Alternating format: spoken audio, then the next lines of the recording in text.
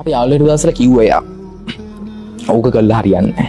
සබ්ස්ක්‍රයිබර්ස් 200 300 හිටියේ වීඩියෝ දානවා වීඩියෝ දාලා දැන් views යන්නේ නැහැ. යාළුවෝ දාලා link එක හරියද?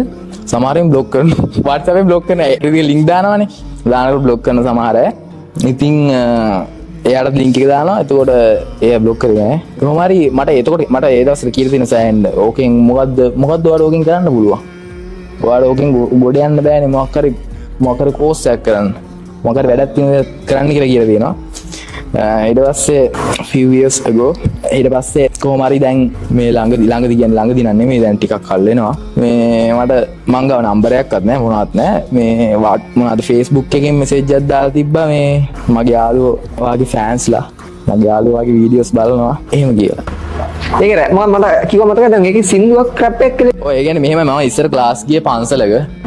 ඔව් පන්සලක ඔය සිද්ධියනේ පන්සලක හරි. මට නොතේරෙන පුංචි කාලේ මම බැඳුණා බැඳීමක අඳුණා දැස් මගේ කිදාපු රැඟීමට පන්ති ගියා පන්සලක ඒකි ගියා දන්සලක මකගත්ත මතක මල්ලියා ගත්ත පැන්සලක